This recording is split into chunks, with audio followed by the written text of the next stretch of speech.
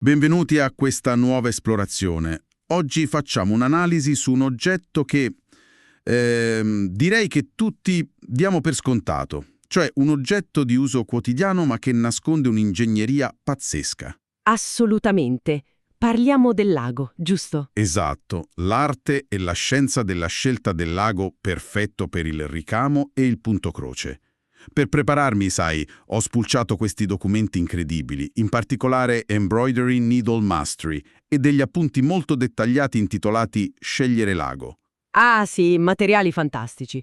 Contengono tutta l'esperienza diretta di esperte vere, come Wombat, Joanne e Barbara. Infatti, e l'obiettivo di questa nostra chiacchierata è un po' ribaltare la prospettiva di chi ci ascolta, perché si tende a pensare al lago come, insomma, un banale pezzetto di metallo, un bastoncino con un buco, ecco. E invece ogni singolo millimetro è calcolato, cioè la forma, la curva, la finitura. Capire questa meccanica fa davvero la differenza tra, diciamo, l'avere un'esperienza frustrante dove il filo si spezza in continuazione e la creazione di un lavoro perfetto e fluido. Io sono sempre affascinata da questi dettagli tecnici. Anch'io ne sono totalmente affascinato. E per entrare subito nel vivo, i testi partono presentando quello che considerano l'eroe indiscusso dei lavori a fili contati. L'ago da tappezzeria. Il famoso tapestry needle, Proprio esatto. lui. E ha due caratteristiche che lo rendono unico. Una punta visibilmente spuntata e una cruna molto ovale. Ma perché proprio queste due scelte? Dunque, la logica è puramente meccanica. Partiamo dalla punta spuntata. Quando si lavora su tessuti come l'aida o il lino da ricamo, abbiamo una griglia molto regolare, no? Fatta di trama e ordito. Certo, la struttura è ben visibile. Esatto.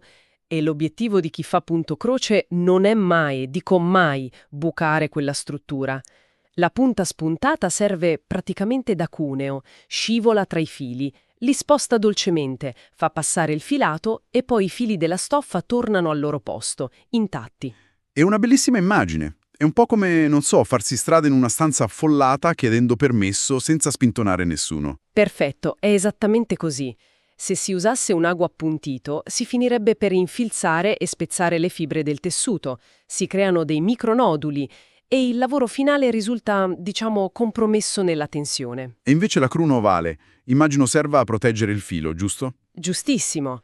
Nel punto croce si usano spesso più capi di filo contemporaneamente o filati molto voluminosi. La cruna ovale dà quello spazio orizzontale necessario per far sì che i fili si appiattiscano l'uno di fianco all'altro. Riducendo l'attrito. Drasticamente.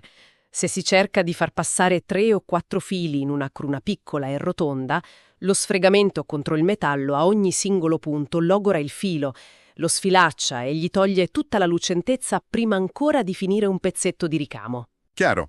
Quindi cruna ovale per proteggere il filo e punta spuntata per la tela. Un sistema ingegneristico perfetto. Però, leggendo i documenti, mi sono scontrato con un vero e proprio paradosso. Le misure. Ah, il mistero dei numeri. Esatto, roba da matti. Più il numero è alto, più l'ago è piccolo. Cioè, un ago numero 13 è enorme rispetto a un numero 28.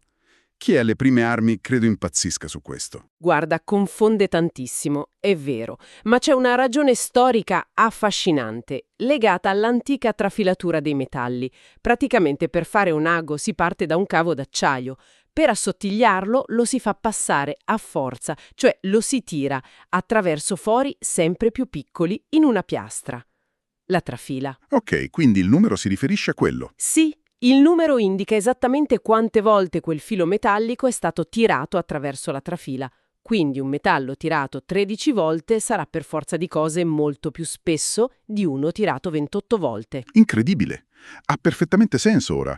E i manuali tradizionali usano questa scala inversa per dettare delle regole matematiche rigorosissime su quale ago usare per quale stoffa. Le famose linee guida sul count della stoffa. Proprio quelle. Tipo, per una stoffa a 14 count, che sono circa 55 fori ogni 10 centimetri, i manuali dicono che serve un ago misura 22. Se la tela è più fine, tipo un 16 o 18 count, si scende a un 24 o 26. E per le stoffe finissime, oltre il 18 count, si va dritti sull'ago 28. Sì, e diciamo che c'è un motivo per queste regole. Servono a evitare disastri meccanici, specialmente all'inizio. Se si infila un ago 22 in un lino fittissimo, si allargano permanentemente i fili, lasciando dei buchi orrendi. E al contrario, un ago 28 su una tela larga non fa abbastanza spazio per far passare il filo, giusto? Esatto, e il filo si rovina per l'attrito. Però, e qui i documenti diventano molto interessanti, la stragrande maggioranza delle persone esperte a un certo punto butta via queste regole. Infatti, menzionano questa regola d'oro, che è un po' una ribellione contro l'ortodossia. In sostanza, ignora la matematica e usa l'ago con cui ti trovi meglio. Che è un approccio super empirico, ma tecnicamente validissimo, perché la densità della stoffa non è l'unica variabile in gioco. Dipende tutto da quanto è spesso il filato, da quanti capi si usano per avere più copertura e perfino da quanta tensione ha la mano di chi ricama. E devi trovare l'equilibrio perfetto provando e riprovando. Esattamente. A proposito di prove e di errori, c'è un aneddoto fantastico negli appunti su Wombat. Racconta di questa sua figuraccia a una lezione avanzata. Ah sì, l'incidente del lago sbagliato. Esatto. Lei si presenta fiera col suo ago numero 10 da ricamo, convinta fosse quello richiesto. E invece scopre che serviva a un ago numero 10 appuntito generico, della famiglia degli Sharps. Che sembra una finezza da precisini, una questione di nome, e invece no. Dal punto di vista fisico cambia tutto. Infatti, lei racconta la frustrazione di dover usare per tutta la lezione un minuscolo ago 28 da tappezzeria che aveva di scorta, che non andava bene per niente, ma questo errore l'ha spinta a studiare a fondo l'anatomia degli aghi. Ed è qui che la cruna diventa protagonista assoluta. Dai suoi studi emerge che la forma ovale non è l'unica. Ci sono crune tonde, ovali corte, ovali lunghe. La cruna tonda è piccolissima, perfetta per il filo da cucito liscio. Mentre l'ovale lunga è larghissima. Sì, per minimizzare l'attrito sui filati delicati, tipo la lana o il cotone perlé. Se non usi una cruna ovale per questi fili, letteralmente li distruggi. Ma la cosa che mi ha sconvolto di più di questo studio post-incidente di Wombat è il problema dei nodini, cioè la questione del rigonfiamento. Il rigonfiamento del fusto, il terrore dei French knots e dei bullion knots. Praticamente, i testi spiegano che in fase di produzione, quando la pressa schiaccia il metallo per fare il buco della cruna, il materiale in eccesso viene spinto di lato. E crea questa microscopica pancia, un rigonfiamento ai lati della cruna. Esatto. L'ago diventa impercettibilmente più largo in quel punto. Ora, immagina chi ci ascolta mentre cerca di fare un French knot. Avvolgi strettissimo il filo intorno al fusto sottile dell'ago, poi cerchi di tirare l'ago attraverso quel tunnel serrato che hai creato. E appena arrivi al rigonfiamento della cruna ovale, si incastra tutto. Si blocca completamente. Il filo fa da laccio emostatico. Ecco perché Wombat aveva bisogno dello Sharps per quella lezione. Lo Sharps ha una cruna perfettamente tonda, che richiede una stampigliatura minima in fabbrica. Quindi niente rigonfiamento. L'ago è un cilindro perfetto e scivola via dai nodini come burro. È pazzesco come un dettaglio invisibile a occhio nudo determini il fallimento di un punto. E, oltre a questi, i documenti parlano di aghi stranissimi, punte triangolari che sembrano microlame per tagliare la pelle, oppure aghi minuscoli che non arrivano a 2,5 cm. E gli aghi chilometrici da modista. Sì, ma per fortuna le fonti mettono ordine in tutto questo caos e ci regalano una matrice definitiva. 5 grandi famiglie di aghi per orientarsi. Vogliamo ripassarle velocemente? Volentieri, è la bussola perfetta. La prima l'abbiamo sviscerata. Gli aghi da tappezzeria. Cruna ovale, punta spuntata, misure dal 13 al 28. Per punto croce e tessuti a fili contati. Perfetto. La seconda famiglia è il ricamo classico, a volte chiamato Crowell. Questi hanno sempre la cruna ovale per fili multipli o lane, ma la punta cambia radicalmente, è affilata e acuminata. Perché nei tessuti non a griglia, come la seta o il cotone liscio, devi bucare esattamente dove vuoi tu. E qui le misure vanno dal numero 1 al 13. Chiarissimo. Terza famiglia, i protagonisti della disavventura di Wombat, i Sharps. Gli aghi generici per eccellenza. Cruna tonda, lunghezza media, punta affilatissima. Misure dall'1 al 13. Come dicevamo, perfetti per il cucito a mano e imbattibili per i nodini. E la quarta famiglia mi ha incuriosito, i betweens o aghe da trapuntatura. Sono microscopici. Hanno cruna tonda e punta affilata, ma sono cortissimi. Non superano quasi mai la misura 7 in termini di utilità. E perché così corti? È pura biomeccanica della mano. Quando si fa quilting a mano si devono attraversare strati di tessuto e imbottitura con un movimento a bilanciere rapido e ripetitivo. Un ago lungo fletterebbe o rallenterebbe il movimento. L'ago corto dà un controllo totale per fare punti minuscoli ed equidistanti. E infine l'estremo opposto, la quinta famiglia. Gli aghi da perline o beading needles. Cruna tonda, punta affilata, ma un fusto lunghissimo e sottilissimo. Misure dal 10 al 15.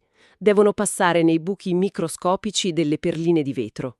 Immagino che la lunghezza estrema serva a infilare tipo 30 perline in un colpo solo, giusto? Esatto, per massimizzare l'efficienza senza doversi fermare di continuo. Quindi 5 famiglie, una classificazione fantastica. Ma i documenti non si fermano solo alla forma geometrica, affrontano anche l'usura chimica. L'ago non dura per sempre. Magari durasse per sempre. Col tempo l'ago perde la sua scorrevolezza e diventa opaco. Inizia a fare un sacco di attrito. E la causa è affascinante, è il nostro stesso sudore. Gli oli e gli acidi naturali della pelle e delle mani reagiscono chimicamente con il nickel, che è la finitura standard della maggior parte degli aghi. E si unisce all'abrasione meccanica contro il cotone o il lino.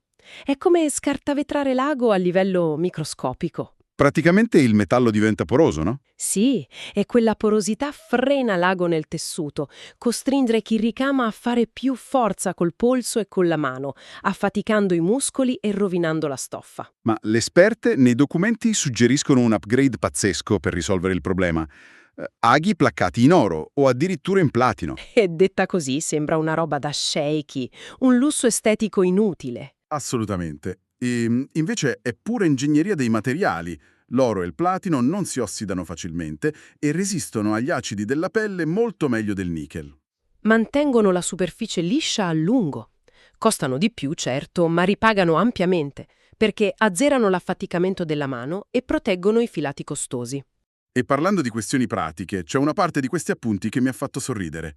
Il modo in cui gestiamo lo spazio di lavoro e i pericoli da poltrona. Ah, chiunque abbia ricamato sa di cosa stiamo parlando. L'abitudine è terribile, quando suona il telefono o devi alzarti al volo, di infilzare l'ago nel bracciolo del divano. Ed è così che familiari, ignari o animali domestici fanno una conoscenza molto ravvicinata e molto dolorosa con un ago da tappezzeria. Infatti, i testi suggeriscono di smetterla e propongono varie soluzioni di stoccaggio, dai classici puntaspilli a cuscino fino alle custodie magnetiche. Le custodie magnetiche sono geniali, perché il magnete tiene l'acciaio al sicuro. Ci sono scatoline in plastica da $5, ottime da portare in giro. E poi ci sono dei veri e propri capolavori artigianali, no? Fatti in legni esotici, con intarsi in ottone, che superano i $30 e sono quasi oggetti da collezione. Bellissimi, sì, ma l'idea più geniale di tutte, il vero life hack suggerito in quegli appunti, costa pochissimo. Il portagraffette da ufficio. Esatto, quelli magnetici che si trovano in cartoleria per pochi spiccioli.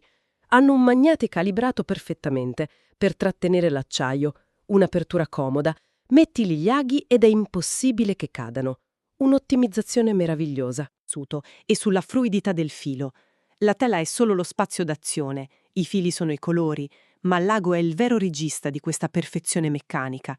Ha impiegato secoli per evolversi in questa forma simbiotica con le fibre naturali. Ha imparato a spostare le molecole di lino o cotone senza ferirle. E a questo proposito, per chiudere l'esplorazione di oggi, voglio lasciare un pensiero provocatorio a chi ci ascolta. Abbiamo visto come si è evoluta questa anatomia millenaria per i tessuti tradizionali, ma proviamo a guardare al futuro. Interessante. A cosa stai pensando? Ai cosiddetti smart fabrics, tessuti intelligenti che hanno al loro interno microsensori invisibili o reti di fibre ottiche. Ah, la tecnologia indossabile. Esatto. Se in futuro il ricamo si spostasse su questi tessuti, come dovrebbe cambiare l'ingegneria del nostro fedele ago? È una bella domanda. Un ago in acciaio che passa alla cieca distruggerebbe un circuito integrato o trancerebbe una fibra ottica. Proprio così. Forse avremmo aghi che percepiscono la conduzione elettrica per deviare la traiettoria da soli, O magari passeremo a polimeri avanzati invece del metallo per non fare cortocircuiti. È affascinante immaginare come uno degli attrezzi più antichi che possediamo dovrà reinventarsi ancora una volta per non distruggere la tecnologia nascosta nella tela del domani. Su questa riflessione chiudiamo l'analisi di oggi. Un saluto a tutti. Alla prossima!